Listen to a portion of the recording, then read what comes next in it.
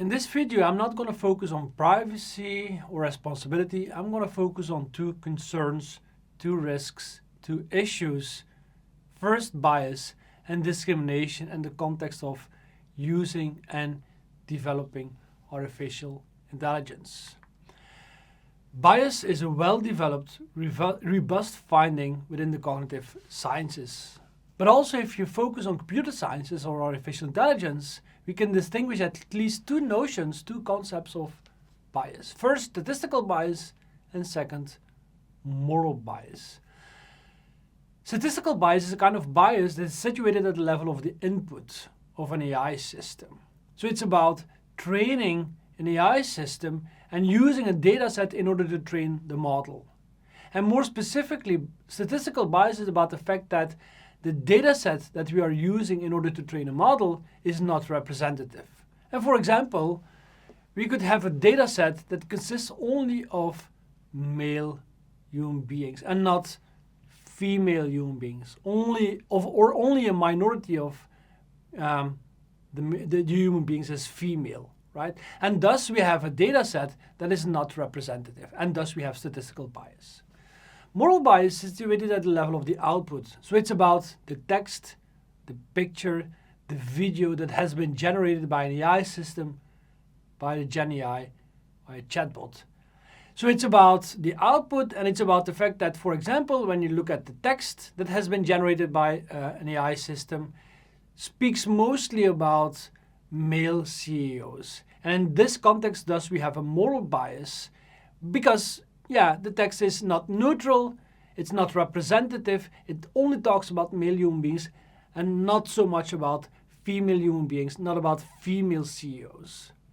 And that moral bias is, of course, in most cases, in effect, and non-intended, but in effect of a statistical bias. I'll come back to that in a minute. Let's focus on discrimination.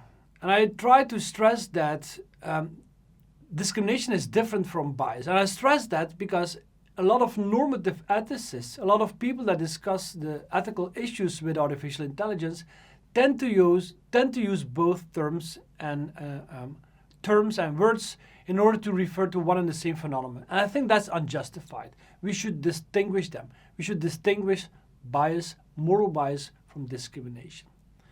Discrimination is about unequal treatment. And more specifically, it's about unequal treatment between human beings or groups of human beings that is based upon properties, characteristics that are irrelevant. We have sexism, we have racism, ageism, ableism, and lookism. All of them are examples of discrimination, of negative discrimination, of unequal treatment that is based upon a property, a characteristic that is completely morally irrelevant. Any kind of discrimination, any kind of negative discrimination is a kind of moral bias. However, not every kind of moral bias is an example of discrimination, and therefore it should be distinguished, right? So discrimination and unequal treatment based upon something that is irrelevant is about an output that is not neutral anymore, right? But you could also detect a moral bias and a non-neutral output by an AI system that is undesirable, that is not neutral, but it is not discriminatory. It's undesirable but not discriminatory, and thus you could say discrimination is a kind of moral bias, but not every kind of moral bias is an example of discrimination. Let's distinguish them. Okay, let's have a look at a couple of examples.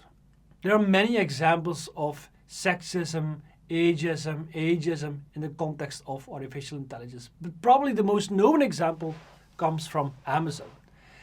In 2018, the press company, the press agency, Reuters, made clear that the American company Amazon used artificial intelligence, used an AI system in order to screen, in order to assess the CVs from people that were applying for a job at Amazon.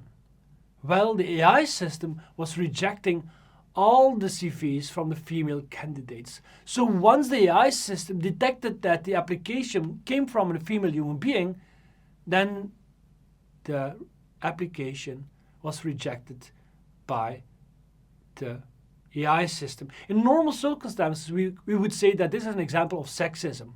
Here, a lot of people tend to say this is an example of what we call algo-sexism.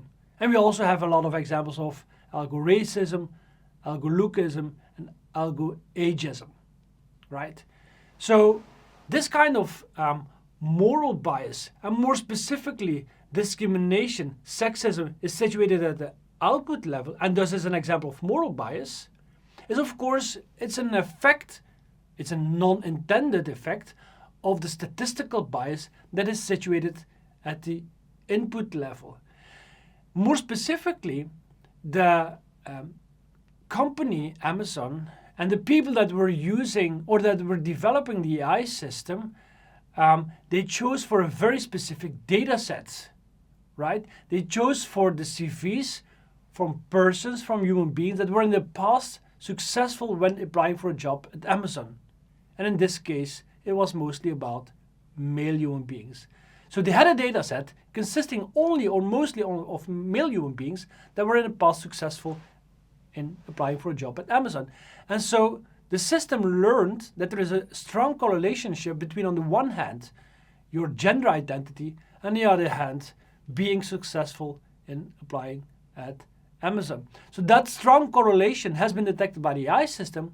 What the AI system then is doing is just reproducing that strong correlation in the output. And thus, when it detected that the application came from a female human being, that application was rejected by the AI system. So the moral bias here is clearly an effect of the statistical bias at the input level. Let's focus on another example, more about the input bias, the statistical bias. And it's an example that's come from, among others, Joseph Henry. Together with a couple of colleagues, he did research on the data set that is used in order to train ChatGPT, the chatbot from OpenAI. And Joseph Henry is a scientist who once coined the acronym, the term WEIRD, that stands for Western, Educated, Industrial, Rich, and Democratic. And he coined that acronym once to refer to the fact that in the social sciences, in the humanities, a lot of data are very weird. They come from Western, educated, industrial, rich, and democratic human beings. And thus, a lot of research, a lot of social sciences are not representative. Well, what is the case for the sciences is also the case for ChatGPT. It became clear after research that a large part, the majority of the data that was used in order to train ChatGPT was very weird. It was data that were coming from the United States, Western Europe, and Australia. So people living in Latin America, for example, Eastern Europe, Asia, or African countries were not represented in the data set in order to train ChatGPT. And thus, we have reason to say that ChatGPT is a weird chatbot, is a weird technology. So it's clear that in many cases, the moral bias is an effect of the statistical bias. And that already points to solutions that we can develop in order to tackle the risk, in order to mitigate the risk. And one of them is, of course, to create awareness among the people that are developing the system, the AI system. More precisely, the engineer, the computer scientist, the AI designers. They should be aware of the fact that when you're developing the system, and thus when they are choosing a very specific data set, that they face the risk of choosing a data set that is biased, that is not representative, and thus they face the risk that they will develop a system that could end in a moral bias at the output level.